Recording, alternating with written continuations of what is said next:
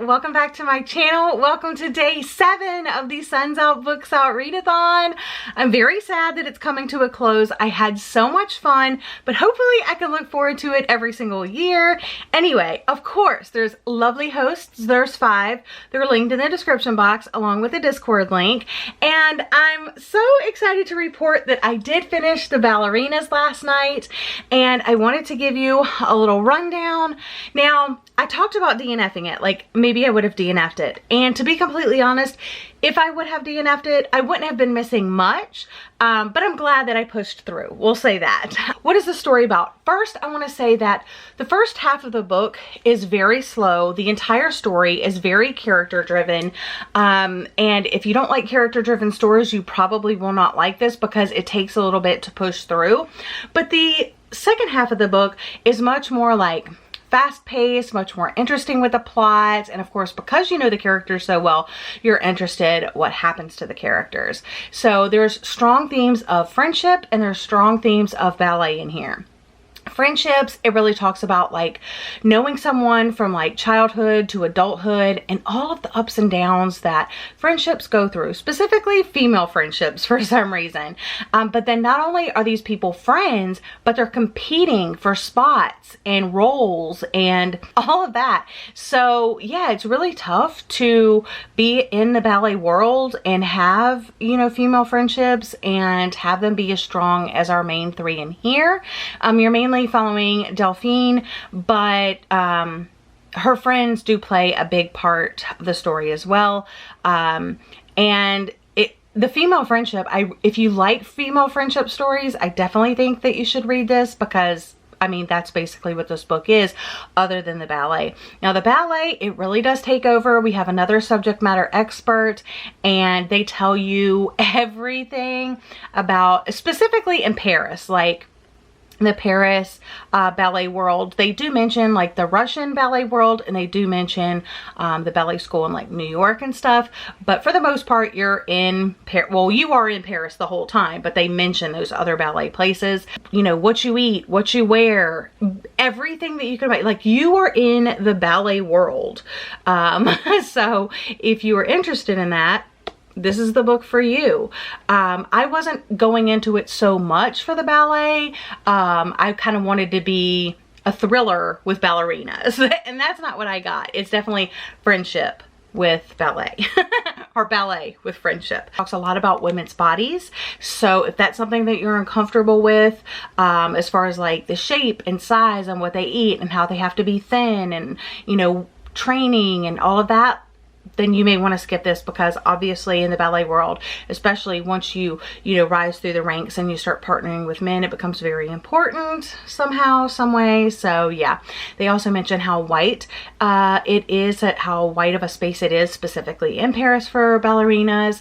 And the plot kind of it deals with not specifically like Me Too, but like Me Too adjacent topics and themes, and also just like what's in the news right now. It's very relevant, like Roe versus Wade, all of that stuff, like that type of stuff is discussed in here. Not specifically Roe versus Wade, but just like abortions and how there is an abortion in here. One of the ballerinas unexpectedly gets pregnant and decides to have an abortion. So that's discussed, how you pretty much have to give over your life to ballet, and how, you know, having a child or something like that is not good because it could like ruin your career. And I'm rating the story 3 out of 5 stars. So not what I was expecting, but I'm glad that I read it. And I did really have to focus and concentrate because it was like a more slower paced story.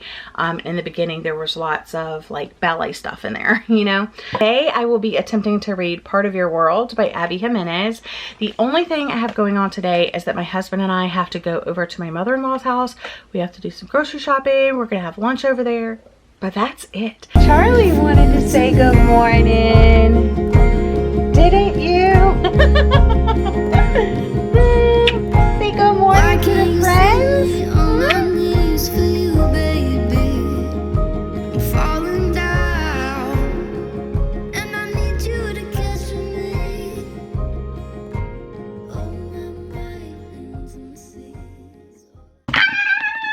How is this already so freaking cute? Oh my god, you guys. I'm already dying. I'm already in love with it. And I'm only on page 24. It's so freaking cute. Also, it's told in dual POV, Alexis and Daniel. I love when romances are told in dual POV because you get to see what both of them are thinking and feeling and all of the things. So it starts off with Alexis. She went to this like small town and there was like a funeral. Let's see what it said. A 3-day family reunion funeral. And she's there by herself and she runs her car into a ditch and she's on the phone with her friend Bree back home, and Daniel pulls up and tows her out. She's like, well, first she was waiting on a tow truck. She did call a tow truck, and she's actually trying to take off her Spanx, and Daniel comes and like pulls her out of the ditch and everything, and then she goes to the VFW because it's like the only place anywhere near to get food, and he's there with his buddies and they're trying to like put a bet like $100 if you know, leave here with her or whatever, and he's not in on it. He's like, no, that is not what we do. And then he's fixing to leave for the night and he actually does stop and talk to her and kind of warn her about the other guys, and she's like, how much is it going for? And he's like, $100. And she's like, well, what if we left together? So it's just so freaking cute. And then he offers to bring her back to his house and like make her a grilled cheese sandwich, which grilled cheese is so good, you guys. I don't know, I'm freaking loving it already. And this is my 5-star. I can already tell, like, this is gonna be my 5-star book. I'm so excited.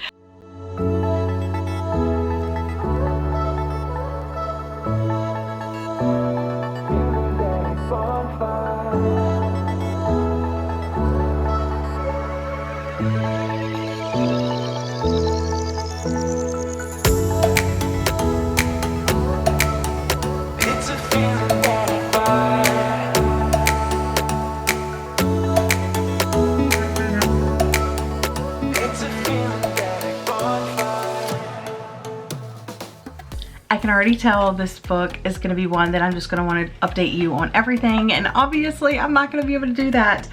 So I'm on page 29 now. So, oh my gosh, it's just so freaking cute. So she told him when he offered to take her back to his place, she said, I don't do one-night stands. And then, I'm serious, I've never had one and I never will. If your goal is that, then you're gonna be severely disappointed. And he's like, my goal is not that. And then she actually does sleep with him. At the end of Daniel's chapter, he says, I woke up the next morning at 6 a.m. naked and happy after having the best date of my entire life. And then I realized she was gone. And then we hop into an Alexis chapter and she says, I tiptoed into my own house without turning on the lights like I was a teenager sneaking in after curfew. It was 6:30 in the morning. I had one show on. My hair was a tangled mess. I was caked in mud and farm animal fur, and I was wearing a hoodie I'd stolen on the way out. I panicked and I ran while he was asleep. And then her twin brother actually is in her house and stuff like that. She's like, how are you in here? And he's like, I know your code to get in, all that. And he said, it's just so funny. I got dressed and fled in the night, stepping in dog poop on the way out. Or maybe it was pig poop or goat poop, whatever it was. There was so much of it that it sucked my shoe right off my foot, and I left it like a lizard shedding its tail to make it escape.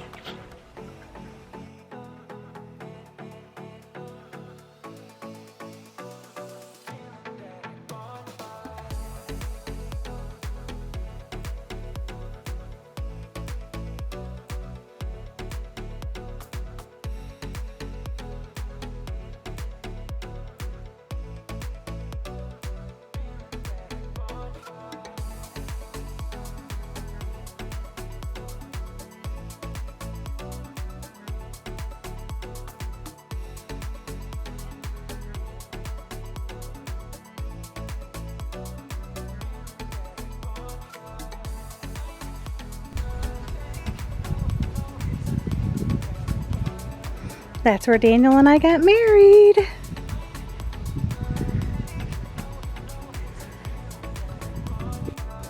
All right, I am home from my mother-in-law's house, and when we stopped at the grocery store, I actually got 2 new Sunbun products. This is the Cool Down. It's basically like a moisturizing after sun spray, and I'm really excited to try this.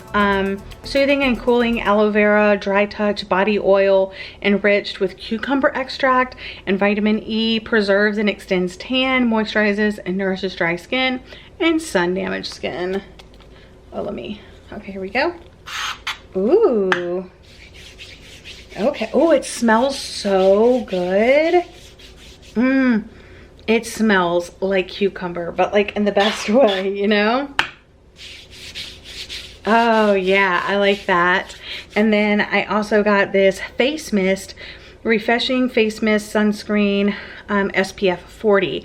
I do have 2 sunscreens that are, I have a mineral sunscreen and then like another like lotion type sunscreen that's for the face that I use daily.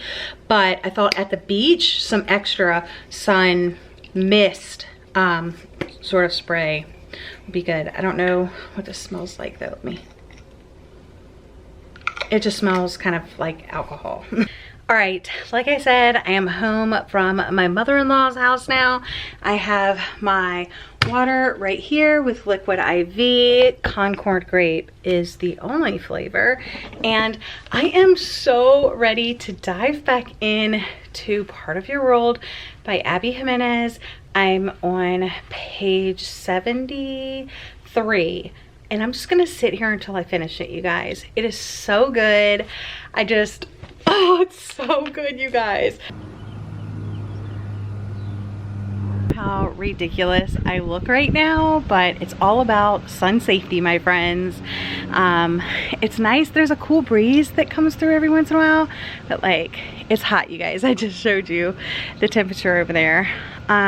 So I've made it to page 219, and guys, I cannot stop laughing out loud, smiling ear to ear. The only thing, and I mean, I know it's part of the story and I'm not annoyed by it, but she, Alexis, is not like, she doesn't want to, how do I say this?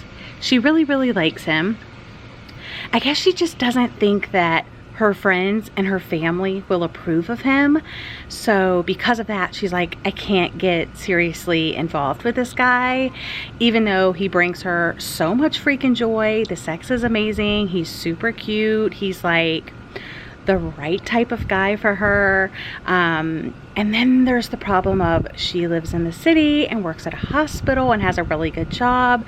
He works out in this like small town where there's nothing to do, and he's actually a carpenter, but he also has like a bed and breakfast that used to be his parents' place that he does. So they both have like important lives where they are.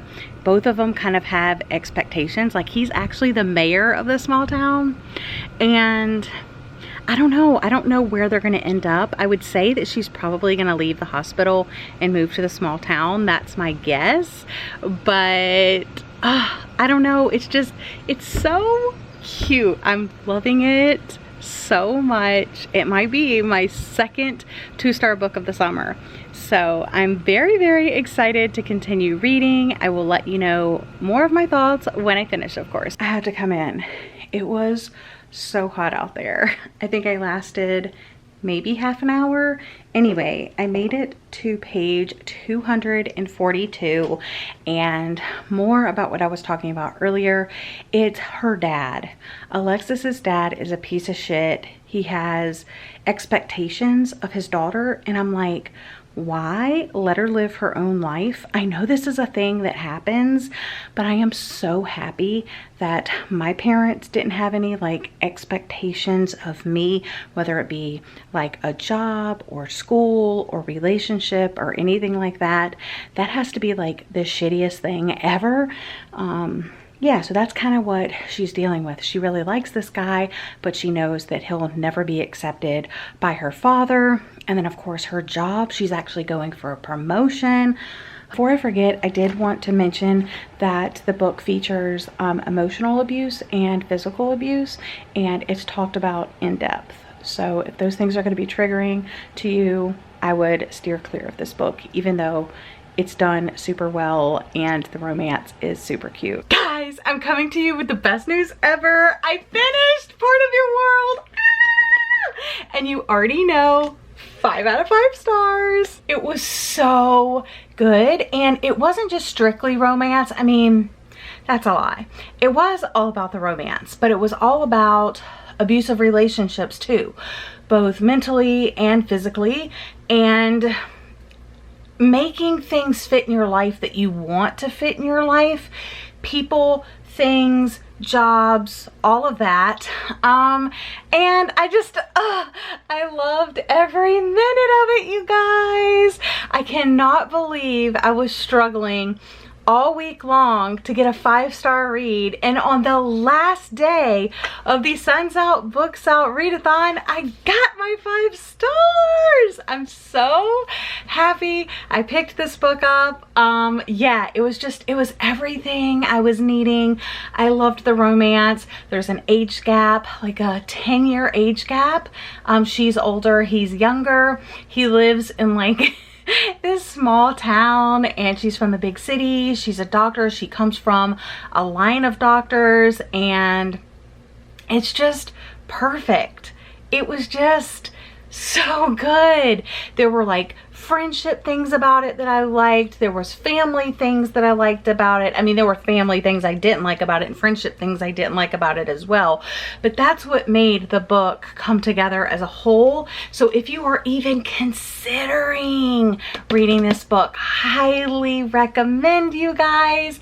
I haven't read anything else by this author, and I know the series that she was working on hasn't been getting the best reviews, but I will definitely pick up new books by this author to try, because I was just really impressed with the character growth, with the character development, how much I felt for these characters. I loved that it was dual POV. I like that it tackled more just than them falling in love, familial expectations, and all the things that I talked about. So highly recommend this. But now let's go through everything that I read this week. I had so much fun. Huge thank you to the hosts, Liv, Lauren, Keisha, Mackenzie, and Elizabeth. I had the best week, even though I had that little slump in the middle. That was due to the weather, you guys, due to the weather. But also, I read 7 books in 7 days, you guys. That's amazing. And as if it could not get better, Part of Your World was my 100th book of the year. So that means I have read 100 books so far this year, and this is the first year since joining BookTube almost 8 years ago that I have had my Goodreads goal set at 100.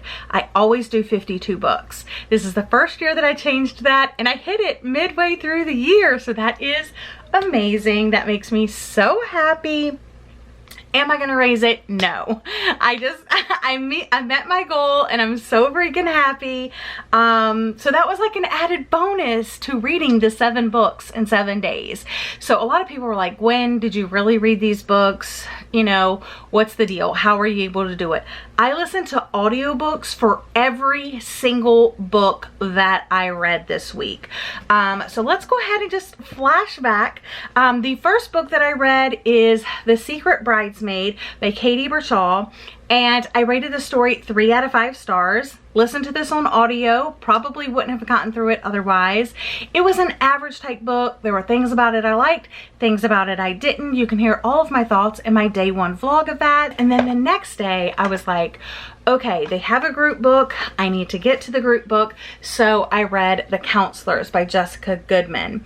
And I overall enjoyed this. It was YA. You know, and I don't read a lot of YA anymore, so I think that's what kept me from like liking it more, because YA doesn't get as dark, as gritty, as disturbing as I want it to in a book like this. You know what I'm saying? But for a YA book, I thought it was pretty decent. I thought the camp vibes were pretty strong, and I liked the friend group and the basic plot, I guess I will say. But I ended up rating this story 3 out of 5 stars as well. And then we kind of hit a wall with Deep Water by Emma Bamford. On the surface, this sounds like everything I would possibly want. I love isolated settings. I love thrillers. I love summer thrillers. I love island thrillers. And this one was just so not thrilling. It was so far from being a thriller. It was more island vibes, more I used to sail and live on a yacht, let me tell you what that's like. And it was just slow and boring. Like, I get it. I can imagine that this place was freaking paradise. But like, I'm not there. So, you know, it just didn't transport me the way that I wanted it to. And it was just kind of like the day in, day out, like what this paradise is like, how they're interacting with each other.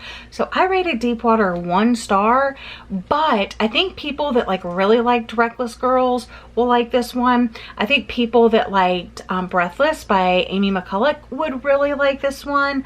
So it's definitely more of like a me as the reader. It's not like terrible writing or, you know, anything like that. It's just not my type of story. So even when I rate books 1 star, like, I know there's going to be readers out there that absolutely love them. That's probably the case with Deepwater. The 4th day is where I kind of hit my slump. It had been raining, it was gloomy, and had to change up my plans. I ended up going to the library that day, picked up a couple of books, and one of them was this little horror novella, Night of the Mannequins by Stephen Graham Jones. And even though this wasn't like on my TBR and I didn't love it, I'm glad that I read it and kind of confirmed my thoughts about Stephen Graham Jones's writing. I just don't think it's for me. This kind of, well, it is. It's a YA horror novella about a group of friends, like a coming of age story. They're on the verge of drifting apart and they pull a prank. It's very, very short. It just left me with like too many questions at the end of it, like what ultimately happened. And I hear that's prevalent in his novels as well, and that's just not my sort of, I'm not into the weird stuff, you guys. I don't like the weird. So if you like weird, you might like this, but I do not. So I rated this one 2 stars. And then moving on to The Better Liar, I listened to the majority of this. Well, I was doing reading sprints on this day, so I have the reading sprint still on my channel if you kind of want some like picnic vibes, because that's like one thing I failed at. I never was able to have my picnic, but when I did my reading sprints, I chose like a little picnic ambiance, and it was like the cutest little picnic. But I was reading this on the sprints, listening to it on audiobook, and then when I was done, I listened to the rest of it on audiobook and did my beach puzzle. And I do want to reread this at some point, so I do want my own copy, so I can keep better track of it and get the full experience. Because I started concentrating on my puzzle a little bit too much, I started paying attention to this a little bit less. I wasn't really balancing doing the puzzle and listening, so I rated rated it 3 stars for now because what I did catch of it I really, really liked. But there's definitely more to the story than I think I fully caught on to, and I will probably raise my rating to 4 stars upon reread. So this was a pretty good hit, I think. And then I picked up The Ballerinas by 𝒑𝒂𝒓. I think I practiced how to say her name so much, and I'm pretty sure I just butchered it. Anyway, okay, so this is one that I was considered DNFing because the first half of the book was very slow, very character driven, very detailed, very like ballet oriented, like subject matter expert, and just about this friend group and all the intricacies of the ballet schools, and just, it was just so much, you know, and that's not what I went into the book for. In the second half of the book, it definitely did get like more interesting. The plot started coming into play, and I knew the characters by then, and I kind of knew like the whole ballet world and stuff like that, and I liked it a little bit better.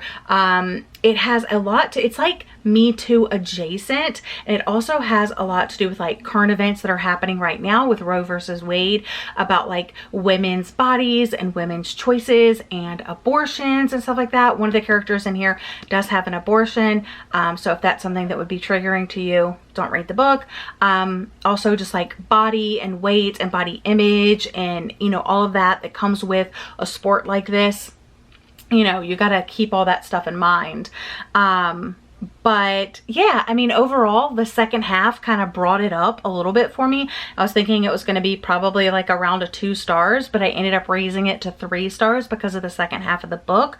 I wish it would have had the second half vibes and writing a little bit like faster paced in the beginning. I wish it would have had a linear timeline, but it did this like weird jumping around thing, like past and present, but like different date. Like it should have just said past, you know, or like 10 years ago or something like that. But instead it had like a month and a date, like a year.